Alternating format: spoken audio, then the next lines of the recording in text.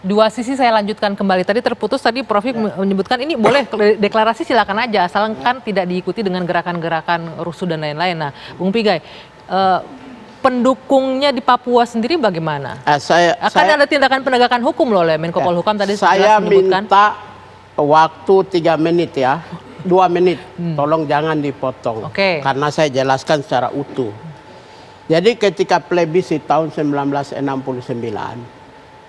itu cara plebiscit menurut intelektual Papua, intelektual ya, tidak sesuai dengan standar internasional menurut New York Agreement.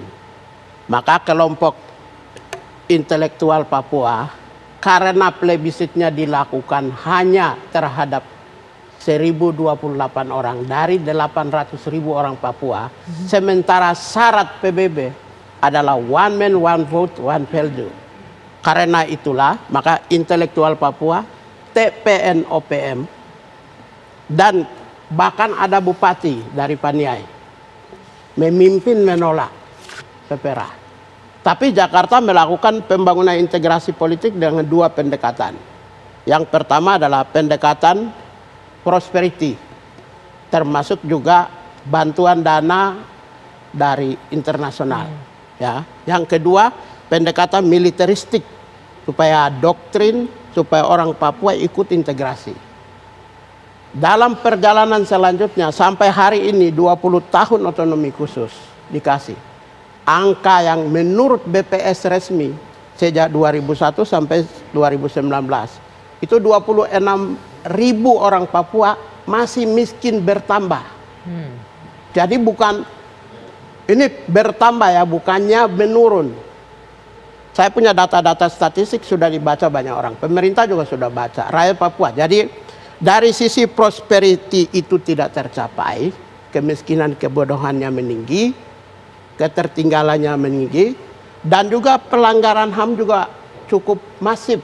Bahkan 4 hari lalu di puncak Papua itu ada orang kecil 4 orang ditembak.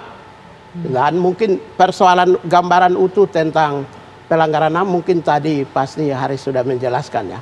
Karena itu 2 treatment, prosperity gagal dan security juga gagal.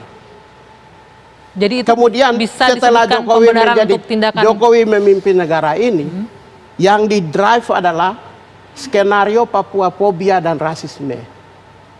Hari ini orang Papua yang kulit hitam dan rambut keriting tidak suka orang Indonesia, Melayu dan Jawa. Dalam konteks ini ketika Anda mengatakan siapapun orang Papua yang mendeklarasikan untuk dignity dan harga diri orang Papua, sudah pasti 90% lebih menerima. Benar dan begitu, itu ditunjukkan begini. Dan itu ditunjukkan tahun lalu bagaimana masifnya perlawanan rasisme. Tahan dulu. Itu kan klaimnya Anda. 90% Bung Yoris katanya tindakannya ini adalah mewakili Papua, warga Papua. Saya cuma tadi jelaskan bahwa masalah deklarasi itu mulai dari tahun 71 kan. Wenda dan seterusnya sampai dengan. Kalau saya pikir kita berbicara tentang bagaimana menyelesaikan Papua secara komprehensif dalam konteks NKRI dengan otsus yang sudah mulai selesai, itu lebih fokus daripada kita ribut dengan hal-hal yang menurut saya biarin saja. Nah, saya mau bilang sama Sebentar, Natalis. Boleh saya potong, Bagaimana dengan klaimnya Bung Piga? Katanya ini yang saya mau sampaikan. Gini. Saya begini, Natalis sama Haris. Saya tuh pernah ketemu dengan hampir semua kelompoknya.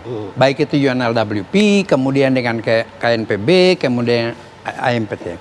Tujuan mereka tuh bicara selalu dialog. Kita mau dialog aja kan katanya. Saya bilang kami akan fasilitasi.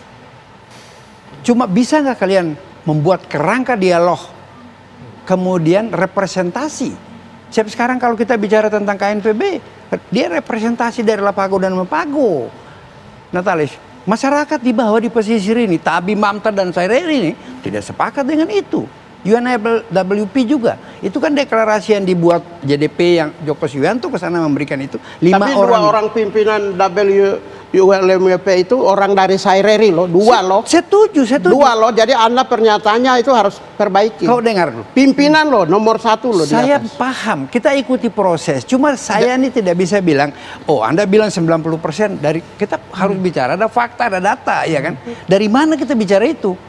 Kalau bilang itu suara Tuhan, ya mari kita berdoa aja supaya itu. Tapi saya mau bicara, jangan kita terlalu memberikan narasi yang provokatif, yang akhirnya dalam penegakan hukum di tanah Papua banyak korban orang tidak berdosa. Itulah tugas kami di dalam For Papua untuk menjaga ini, dan selalu kami komunikasi dengan pemerintah untuk mengadvokasi ini, menjelaskan ini. Mari kita berbicara tentang itu, tentang status Papua sekarang.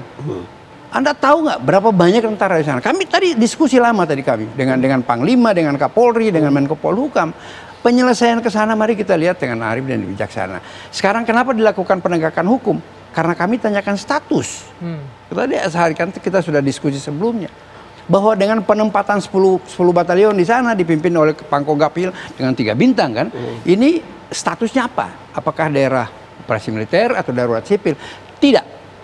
Mereka dalam rangka melakukan penegakan hukum karena ada kelompok-kelompok masyarakat yang secara ilegal memiliki senjata kemudian melakukan intimidasi. Ini melanggar hukum dan ini undang-undang. Jadi Panglima Komando Gabungan Pertahanan itu penegakan hukum. Nah, dijawab nanti itu penegakan hukumnya seperti apa. Usai jeda, dua sisi akan kembali untuk Anda.